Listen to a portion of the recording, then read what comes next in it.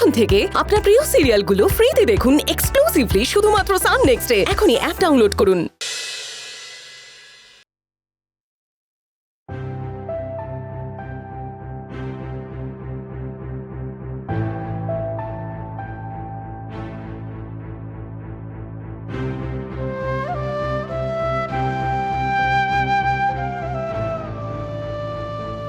উনি তো কখনো আমার খারাপ চাননি, আমার সাথে খারাপ কিচ্ছু করেননি, বরং যে বা যারা আমার খারাপ চেয়েছে, আমার সাথে খারাপ করেছে, তাদের বিরুদ্ধে রুখে দাঁড়িয়েছেন।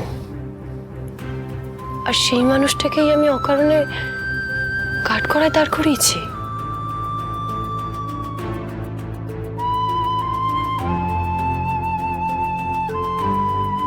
আমি কখনো ভাবতেই পারিনি যে উনি নিজের পরিবারের বিরুদ্ধে গিয়ে আমার পাশে দাঁড়াবেন, আমাকে এইভাবে সব বিপদের থেকে আগলে রাখবেন। আর সেই মানুষটাকে আমি এতগুলো কথা শোনালাম, ওনাকে এতটা ভুল চিনলাম আমি।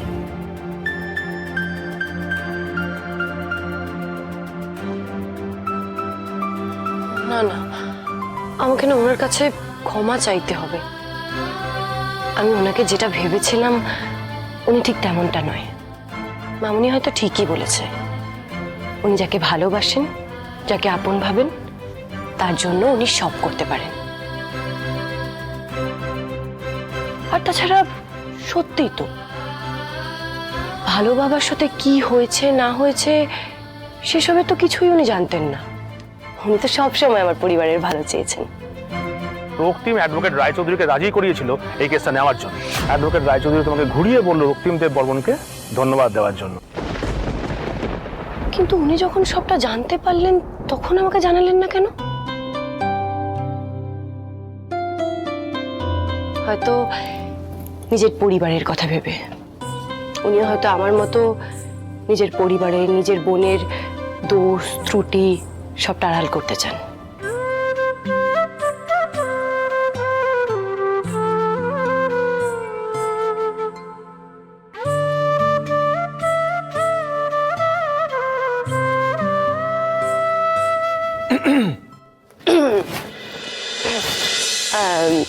বলছি, আপনি এখানে কি করছেন?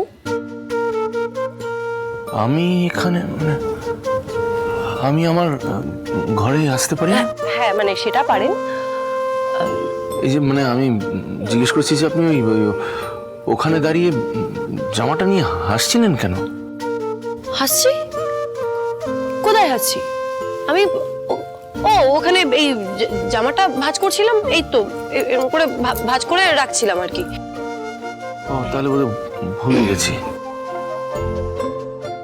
বলছি রক্তিম বাবু, আমি আপনাকে একটা কথা বলতে চাই। কথা? কি কথা বলুন? দেখুন, আমরা তো মানুষ, সারাক্ষণ না সবটা ঠিক করতে চাই, কিন্তু কিন্তু অনেক সময় ভুল হয়ে যায়, আমরা মানুষকে ভুল বুঝে ফেলি। এই ভালো মন্দ সবকিছুর মাঝে না আমরা অনেক সময় ভালোটাকে দেখতে ভুলে যাই। আর নিজের প্রিয় মানুষটার দিকে যখন আঙুল ওঠে তখন গোটা পৃথিবীটাকে দোষী মনে হয়। আমার বলতে কোনো দ্বিধা নেই, আমার ভালো বাবাই না আমার কাছে সব। আমার নিজের বাবা, আমার অভিভাবক, আমার বন্ধু, পথপ্রদর্শক, আমার আদর্শ।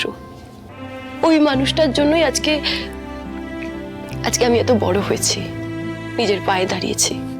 আমার ভালো বাবাকে যখন চুরির অপবাদে ওই পুলিশের হেফাজতে নেওয়া হলো, আমার না মাথা কাজ করছিল না। আমি না বুঝতে পারছিলাম না আমি কি করব না করব, সবটা এলোমেলো হয়ে গেছিল। আমি না সত্যি কিছু ভাবার মতো অবস্থায় ছিলাম না। আমার শুধু মনে হচ্ছিল যে করে হোক আমার ভালো বাবাকে নির্দোষ প্রমাণ করতে হবে। আর তাই সেই সময় আমার আপনাকেও দোষী মনে হয়েছিল। আমি ভেবেছিলাম হয়তো আমার ভালো বাবার এই অবস্থার জন্য আপনি দায়ী, কিন্তু না, আপনি আমার সেই ধারণাটাকে ভুল প্রমাণ করে দিলেন। আপনি নীরবে আমার পাশে দাঁড়িয়ে এটা প্রমাণ করে দিলেন যে মানুষের উপর বিশ্বাস হারানো কত বড় অপরাধ। রক্তিমবাবু, আমি আপনার কাছে হাত জোর করে ক্ষমা চাইছি। আমাকে প্লিজ ক্ষমা করে দিন। আমি আপনাকে কথা দিচ্ছি, আমি আর কোনোদিন আপনাকে ভুল বুঝবো না, সত্যি বলছি। প্লিজ ক্ষমা করে দিন। দেখুন, আমি তো না, এবার আমার ঋষভের কথা শোনা উচিত। এইসব দিক দিয়ে ওরা আমার থেকে অনেক বেশি অভিজ্ঞ, তাই ওদের প্ল্যানটা কাজে লাগিয়ে দেখতেই হবে আমায়। না সৌমেন দা, এইসব কিছু কাজে লাগবে না, আমি বলে দিচ্ছি। কি যে বলো রক্তিম, আমাদের অভিজ্ঞ বুদ্ধি আগেও কাজে লেগেছে, আবারও কাজে যাক, এসব পরে হবে, আগে বলো তো কালকে রাতে কি কি হয়েছে একটু শুনি। আরে জামাই বাবু, এসব অ্যাডাল্ট সিনের বিষয়ে কি বেশি আলোচনা করা যায়? কি আর হবে? सांस में तेरी सांस जो आई। শ্বাস মে তেরি শ্বাস। এই তোদের জন্য আমি কিন্তু কেস খেতে যাচ্ছিলাম। ওই ডালি আমাকে জিজ্ঞেস করছিল যে শ্বাস নি।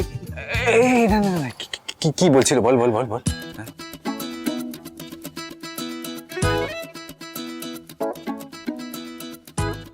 ঋষভ বলছিল যে আপনি কি করে একটা বেশ বাঁচিয়েছিলেন আমাকে। কি করে বাঁচিয়েছিলেন?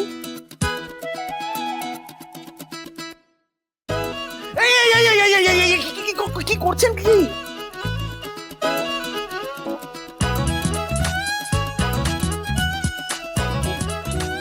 যাক, তারপর আমার আর কিছু মনে নেই, সব ঝাপসা হয়ে গেছে। তো হবে, কিন্তু ওইসব তো বৌদি কিন্তু এখনো আমার উপরে বেশ রেগে আছে। না সোনা মেয়ে রেগে নেই পচা দাদা তোর উপর। সোনা মেয়ে না তোর উপর সব রাগ গোলা করে জল রেখে জল। সেই অদিতি, সত্যি বলছিস? কি বলছি সিরিয়াসলি?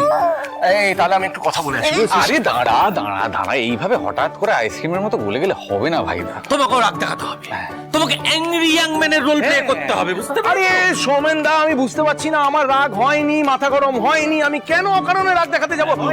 এই আমার নাম তেতো বাবু দিয়ে দিয়েছে। তাতে কি হয়েছে? হ্যাঁ, তাতে কি হয়েছে?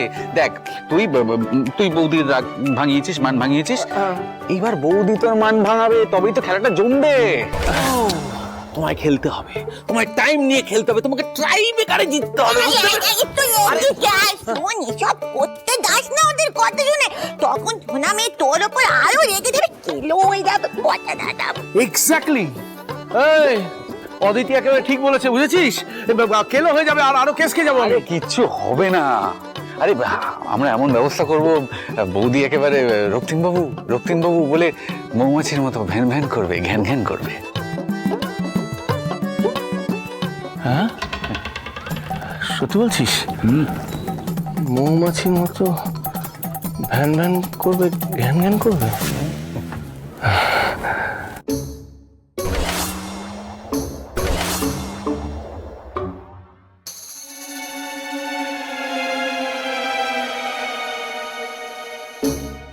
রক্তিমবাবু, আপনি কিছু বলছেন না কেন? বলুন না, আপনি আমাকে ক্ষমা করবেন না? আচ্ছা, আমি তো সরি বললাম, আমি তো ক্ষমা চাইলাম, আপনি এখনো রেগে আছেন। বলুন, আমাকে ক্ষমা করতে পারবেন না? কেন চুপ করে আছেন কেন? কিছু তো বলুন। না, পারবো না ডালি, আমি আপনার হাতের পুতুল নই যে যখন ইচ্ছা বন্ধুত্ব করবেন, যখন ইচ্ছা বন্ধুত্ব ভেঙে দেবেন, এক নিমেষের মধ্যে একটা ক্ষমা চেয়ে আবার সবকিছু প্যাচ আপ করে নেবেন, সবকিছু আমাকে ভুলে যেতে হবে। ডালি, এটা হতে পারে না। এটা হলে আমার সাথে অন্যায় করা হবে। কিন্তু রক্তিমবাবু, আমি তো বললাম আমি ভুল করেছি, আমি তো আপনার কাছে ক্ষমা চাইলাম। বলুন। ক্ষমা চাইলেই ক্ষমা করে দেওয়া যায় না ডালি, কিছু কিছু ক্ষত আছে যেগুলো একটা সামান্য সরিতে মিটে যায় না। আমি জানি রক্তিমবাবু, আমি যেটা করেছি সেটা ক্ষমার অযোগ্য, কিন্তু বিশ্বাস করুন, এর জন্য না আমি সত্যি অনুতপ্ত। দেরিতে হলেও আমি সত্যি নিজের ভুলটা বুঝতে পেরেছি। রক্তিমবাবু, আমি সত্যি অনুতপ্ত। এই কথার পরেও কি করে আমি রাগ দেখাই? ওনার এই মন খারাপ দেখে যে আমারই ভীষণ মন খারাপ করছে, ইচ্ছা করছে। রক্তিমবাবু, আমাকে একটা সুযোগ দিন, আমি আপনার বিশ্বাস ভাঙবো না, আমি কথা দিচ্ছি। না, বললাম তো, আই এম সরি। সে তো আমিও জানি আপনি আমার বিশ্বাস ভাঙবেন না, কিন্তু এখন বাধ্য হয়ে আমার ঋষভদের বুদ্ধিতে চলতে হচ্ছে। আপনার মন পেতে এই নাটক আমাকে করতেই হবে। আমাকে প্লিজ ক্ষমা করে দিন ডালি। এতবার করে বলছি, আপনি আপনি একটা সুযোগ দিতে পারছেন না আমায়। রক্তিম বাবু, আপনি কেন শুনছেন না বলুন তো আমার কথা? আমি আপনাকে তো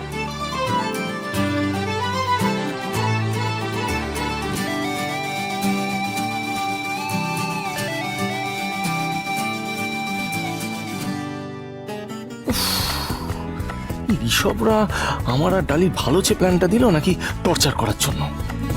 ওদের কথা শুনে কি আমি ঠিক করছি ভগবান? বেশ, আপনি আমার উপর রেগে থাকবেন তো?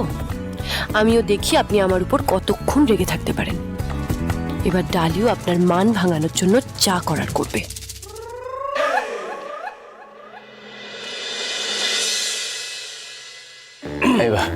বৌদি, তোমাকে এত মন মরা দেখাচ্ছে কেন বলো তো? আমার মনে হয় কিছু একটা হয়েছে। রক্তিমের সাথে ঝগড়া হয়েছে, রক্তিম কিছু বলেছে, বকাবকি করেছে। আসলে রক্তিম বাবু না আমার উপর খুব অভিমান করে আছেন। আহারে, অভিমান করে আছেন? আরে সত্যি এই ভাইদা বড় অন্যায় করছে। এটা অন্যায় করছে না? কেন অভিমান করেছে বলো তো? আমারই দোষ ঋষভ। আমি ওনাকে এতগুলো কথা শুনিয়েছি, এত চিৎকার চেঁচামেচি করেছি, রাগ দেখিয়েছি, তাই উনি অভিমান করেছেন। আর আমি না কিছুতেই বুঝতে পারছি না কি করে ওনার মান ভাঙাবো। বলছি আমরা কিন্তু একটা ভালো আইডিয়া দিতে পারি। হ্যাঁ, কি আইডিয়া? আরে কি বেশি কিছু নয়, মানে ওই ভাইদার জন্য আমার মনে হচ্ছে তুমি এমন কিছু একটা করো যেটা ভাইদার খুব ভালো লাগবে। মানে আই এম শিওর, মানে এই মানে তুমি যদি একটু কোয়ালিটি টাইম স্পেন্ড করো ভাইদার সাথে, তাহলে তাহলে ভাইদার ঠিক হয়ে যাবে, মুড ঠিক হয়ে যাবে। I am sure. হ্যাঁ, এটা ভালো আইডিয়া। ইয়েস। তো ঋষভ, মানে বুঝতেই পারছো, বাড়িতে সবাই থাকলে সেটা কি করে হবে? মানে সবার সামনে অস্বস্তি হবে। তুমি এসব নিয়ে একদম চিন্তা করো না তো। আরে আমি আর জামাইবাবু থাকতে তুমি এইসব নিয়ে চিন্তা করছো? ভাইদা, এই ভাইদা, ওই তো, এই ভাইদা। ওরে বাবা রে বাবা, এত চিৎকার চেঁচামেচি কিসের জন্য? কি হয়েছে কি? না না, কিচ্ছু হয়নি, কিচ্ছু হয়নি, কিন্তু হতে চলেছে। আর তার জন্য তোকে একটু বাইরে বেরোতে হবে। ওরে বাবা, আবার বাইরে বেরোতে হবে? আবার নতুন কি প্ল্যান করেছিস? এত প্রশ্ন কেন করো বলো তো? তুমি যা বলছি চুপচাপ শোনো না। শোনো শোনো শোনো শোনো, তোমাদের এই কথা শুনেছি বলে আমি কেস খেয়েছি। কি বলছো? ডালি ডালি খুব কষ্ট পেয়েছে মনে। দেখ, এটা হয়তো বলা উচিত নয়, তাতে কিন্তু ভালোই হয়েছে। মানে মিস ডালি, মানে বৌদি তোর মান ভাঙাতে চেষ্টা করছে, আর সেই প্রিপারেশনের জন্য একটু সময় দিতে হবে তো। দিতেই হবে। হোয়াট? ডালি আমার মান ভাঙাতে চেয়েছে? Are you serious? হ্যাঁ, সত্যি? হ্যাঁ। সবই বুঝলাম, কিন্তু সেটা আমাদের চিন্তা, তোমায় ভাবতে হবে না, বুঝতে পেরেছো? না দেখো, আমি তোমাদের উপর পুরোটা ভরসা করতে পারছি না। কি করবে না করবে কিছুই বুঝতে পারছি না। না না, আমি বুঝতে পারছি না what I do up to। না, আমি বুঝতে পারছি না। সেটা বলাও যাবে না তো। কি বলতে চাইছো বলে দাও। কি প্ল্যান বলে দাও? বলে দাও। MMB। হোয়াট? MMB? ফুল ফর্মটা বলে দাও। মধুর মিলনের ব্যবস্থা। হিরুদা ডিনারে শুধু আমি স্যুপ খাবো, আমার শরীর ভালো নেই, মাথাটা ভীষণ ধরে। দিদি ভাই, আজকে কিচেন অফ, কোনো রান্না বান্না হবে না। মানে আজকে তো আমরা বাইরে ডিনারে যাবো। হ্যাঁ, ডিনারে যাব মানে এটা কি? মানে রান্না হবে না বাড়িতে, আমরা হঠাৎ করে ডিনারে যাব? কি বাড়িতে রান্না হবে না হঠাৎ কেন? আসলে আমরা ডালিয়া রক্তিমকে আসলে আসলে বৌদি, কারণ বৌদি তো তোমার বাবাকে, মানে বৌদির ভালো বাবাকে নির্দোষ প্রমাণ করেছে, অলমোস্ট একা হাতে বিপদের মুখ থেকে বাঁচিয়েছে। তো সেই অনারে আমরা আজকে সকালে ডিনার করতে যাব, তবে ভাইদা আর বৌদি যেতে পারবে না। কেন? আসলে আমার না বাড়িতে অনেক কাজ আছে। আমি হাজারো চেষ্টা করেছি বৌদিকে কনভিন্স করতে, বৌদি চলো না গো প্লিজ। ঋষভ, তুমি তো জানো আমি। এই যে তুমি তো জানো। যাক, বৌদির যখন ইচ্ছে নেই তখন কাউকে জোর করা উচিত নয়। আসলে ভাইদার বৌদির মধ্যে তো রিসেন্টলি প্রচুর ঝগড়া হচ্ছে, বাইরের লোকের সামনে যদি ঝগড়া শুরু করে দেয় তাহলে প্রেস্টিজ একেবারে পাঞ্চার হয়ে যাবে। জামাইবাবু তুমি একটু বলো না। না না, আমি তোমার সাথে একদম একমত। ওরা যেভাবে ঝগড়া শুরু করেছে, রাস্তাঘাটে ওরা রেস্টুরেন্টে যদি ঝগড়া করে, আমাদের মান সম্মান থাকবে? ওদের যাওয়ার দরকার নেই। রক্তিম ওই অফিসের কি সব কাজ আছে বললো, ওই সব কাজ করুক, আর ডালিকে দিয়ে তুমি বাড়ির কাজ সব করো। যা মনে হচ্ছে ডালি আর ভাইদার ঝগড়ায় এবার ঋষভ আর সৌমেনটাও বিরক্ত হয়ে গেছে। ভালোই হলো, দুজনে এভাবেই রাখারাখি করে মরুক। রেডি হয়ে না, যাও না, তাহলে তুমি রেডি হয়ে না। আমি যাব না সৌমেন, আমার শরীরটা ভালো নেই, তুমি বুঝতে পারছো না, মাথাটা না ভীষণ ধরেছে। এই দেখো মালবিকা, তুমি কি যে বলো না, তুমি না গেলে আমরা বাইরে গিয়ে ডিনার করতে পারি বলো, আমাদের খারাপ লাগবে না? হ্যাঁ, আমি তোমায় চাইনিজ খাওয়াবো, চাইনিজ খেয়ে তোমার শরীর চাঙ্গা হয়ে যাবে, তুমি সুস্থ। তাড়াতাড়ি রেডি হয়ে নাও না, চল তাড়াতাড়ি রেডি হও না। আচ্ছা যাচ্ছি, ছাড়ো ছাড়ো, বলছি তো যাচ্ছি। যাও। সকালে যাচ্ছে। কি অদ্ভুত, কেন? তোমাকেও আমি তোমার ফেভারিট খাবার খাওয়াবো, তুমিও তাড়াতাড়ি রেডি হয়ে নাও। Thank you.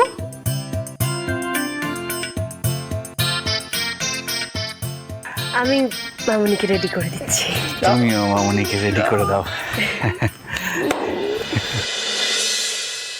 মনে তো হচ্ছে একটা দারুণ সারপ্রাইজ আছে। ঘরটা অন্ধকার কেন? ডালি, ডালি, ডালি, লাইটটা জ্বালাই। এক ডাকেতে এপার ওপার, এক ডাকেতে ফিরতে চায়, এক পা পাশে হাঁটলে এক জন্ম হাঁটতে শেখায়। ঘুমের মাসুল গুনছি প্রায়, মিথ্যে বলতে গিলছি ঢোক, চোখ ভিজলে আঙুল ঢেকে পাশে থাকার পড়ছি কবচ। এক প্রহর খুব নষ্ট হবে, পরের জন্ম ভাবতে বসবো। শৈব ধ্বংসের এই দুনিয়ায় বন্ধু নামে আপনাকে ডাকবো।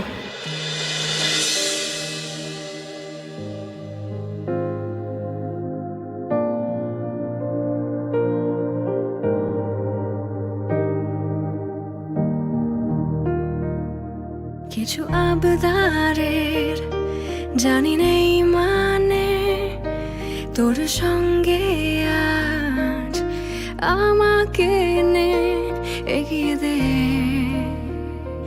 দু এক পা, হাঁটতে চাই কয়েক পা তোর সাথে, এগিয়ে দে দু এক পা, এগিয়ে দে, হাঁটতে চাই কয়েক পা তোর সাথে।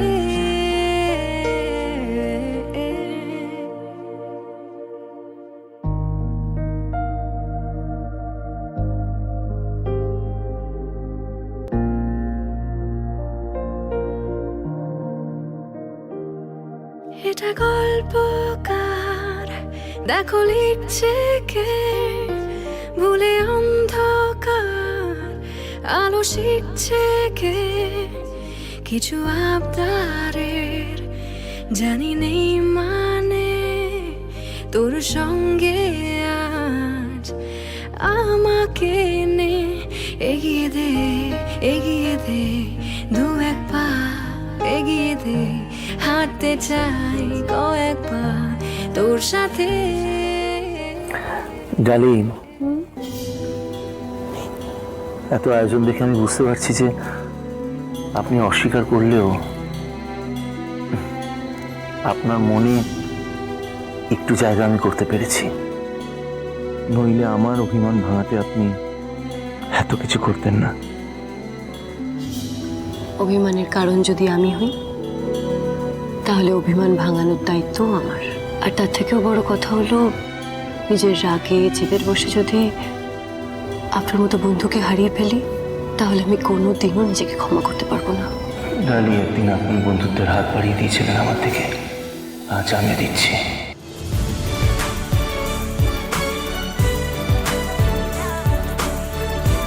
এই হাত আমি বাড়িয়ে দিতে পারি, তবে আমার একটা শর্ত আছে। আমাদের সেই বন্ধুত্বের উপহার যদি আপনি আমাকে আবার ফিরিয়ে দেন।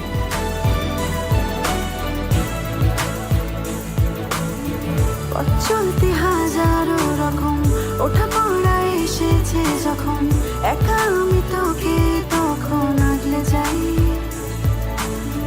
ঝাড়া ঝাপটা মৌসুম এলে ফাঁকা একটু সময় পেলে তোকে আমি আমার কথাও বলতে চাই কিছু আবদারের জানি রে মানে তোর সঙ্গে আজ আমাকে নে এগিয়ে দে দু এক পা এগিয়ে দে হাঁটতে চাই কয়েক পা তোর সাথে এগিয়ে দে দু এক পা এগিয়ে দে হাঁটতে চাই কয়েক পা তোর সাথে। ডালি, কোনো ভুল বোঝাবুঝির জন্য আমাদের এই বন্ধুত্বটা মাঝপথে শেষ হয়ে যাবে না তো?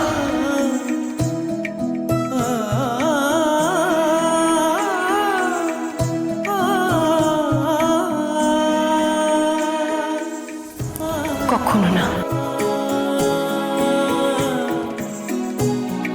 আমি কথা দিচ্ছি রক্তিম বাবু, আমি যে কোনো পরিস্থিতিতে আপনার পাশে থাকবো। আমাদের এই বন্ধুত্ব কোনোদিনও শেষ হবে না।